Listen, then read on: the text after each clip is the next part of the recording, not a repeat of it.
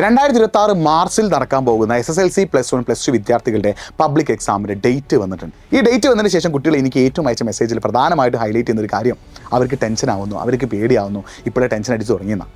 അതൊരു മനുഷ്യ സ്വാഭാവികമായ ഒരു കാര്യമാണ്. വലിയൊരു കാര്യം അവർക്ക് ചെയ്യാനുള്ളത് മുന്നിലേക്ക് വരുമ്പോൾ അതിന് ഡേറ്റ് എടുക്കുമ്പോൾ ഓട്ടോമാറ്റിക്കായിട്ട് മനുഷ്യന്മാർക്ക് ടെൻഷൻ വരും. ആ ടെൻഷൻ നമ്മളെങ്ങനെ ഓവർകം ചെയ്യുന്നു അതനുസരിച്ചാണ് നിങ്ങളുടെ വിജയം, നിങ്ങളുടെ പബ്ലിക് എക്സാമിൻ്റെ വിജയം കിടക്കുന്നത്.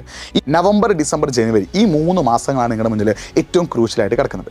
ഈ 3 മാസങ്ങൾ കൃത്യമായ പ്ലാനോടുകൂടി, കൃത്യമായ എഫേർട്ടോടുകൂടി പഠിക്കാൻ തയ്യാറാണെങ്കിൽ ബാക്കിയുള്ള ഡീവിയേഷൻസ് ഒക്കെ മാറ്റിവെച്ച്, ബാക്കിയുള്ള കമ്മിറ്റ്മെൻ്റ് ഒക്കെ മാറ്റിവെച്ച്, ബാക്കിയുള്ള എല്ലാ അലമ്പുകളും മാറ്റിവെച്ച് പഠനത്തിലേക്ക് കോൺസെൻട്രേറ്റ് ചെയ്യാൻ നിങ്ങൾ റെഡി ആണെങ്കിൽ, ഈ 3 മാസം നിങ്ങൾ എഫേർട്ട് ഇടാൻ തയ്യാറാണെങ്കിൽ 2026 മാർച്ച് നടക്കാൻ പോകുന്ന പബ്ലിക് എക്സാം നിങ്ങൾക്ക് ഈസി ആയിരിക്കും. ഇപ്പോൾ ഉണ്ടാകുന്ന ഈ ടെൻഷൻ കംപ്ലീറ്റ് ആയിട്ട് ഒഴിവാക്കുകയും ചെയ്യാം. അതിനായിട്ട് നിങ്ങൾ ചെയ്യേണ്ട ഒന്നാമത്തെ കാര്യം നിങ്ങൾ നന്നായിട്ട് പഠിക്കുക എന്നുള്ള. ആ പഠിക്കാനായിട്ട് നിങ്ങൾക്ക് ഒരു സപ്പോർട്ട് വേണം. ചിലപ്പോൾ നിങ്ങൾ ട്യൂഷന് പോകുന്നുണ്ടാകാം, അല്ലെങ്കിൽ എജുപോർട്ട് പോലെയുള്ള ഓൺലൈൻ പ്ലാറ്റ്ഫോം നിങ്ങൾ ജോയിൻ ചെയ്തിട്ടുണ്ടാവാം. ഇനി അങ്ങനെ ജോയിൻ ചെയ്തിട്ടില്ല, ട്യൂഷന് പോകാത്ത ആളുകളാണെങ്കിൽ നിങ്ങൾക്കുള്ള സൊല്യൂഷനാണ് എജുപോർട്ടിൻ്റെ പ്രീ ബൂസ്റ്റർ ബാച്ച്. നിങ്ങൾ എജുപോർട്ടിൻ്റെ പ്രീ ബൂസ്റ്റർ ബാച്ചിൽ ജോയിൻ ചെയ്ത് പഠിക്കുകയാണെങ്കിൽ കാര്യങ്ങളൊക്കെ സെറ്റാകും. അപ്പോൾ ഒന്നുകിൽ എജുപോർട്ടിൻ്റെ പ്രീ ബൂസ്റ്റർ ബാച്ചിൽ ജോയിൻ ചെയ്ത് നന്നായിട്ട് പഠിക്കുക, അല്ലെങ്കിൽ നിങ്ങൾ ഓൾറെഡി ട്യൂഷന് പോകുന്നുണ്ടെങ്കിൽ ട്യൂഷൻ്റെ ക്ലാസ്സുകളൊക്കെ നോക്കിയിട്ട് നല്ല രീതിയിൽ പഠിക്കാൻ ശ്രമിക്കുക. രണ്ടാമതായി നിങ്ങളൊരു ഗോൾ സെറ്റ് ചെയ്യുക. +1 ആണെങ്കിലും SSLC ആണെങ്കിലും +2 ആണെങ്കിലും ഫുൾ മാർക്ക് അല്ലെങ്കിൽ ഫുൾ A+ ആണ് എൻ്റെ ലക്ഷ്യം എന്നുള്ളൊരു ഗോൾ നിങ്ങൾ സെറ്റ് ചെയ്തിട്ട് ആ ലക്ഷ്യത്തിന് വേണ്ടി നിങ്ങൾ പണിയെടുക്കുക. ആ പണിയെടുക്കൽ ഒരു കാട്ടിക്കൂട്ടലാവരുത്.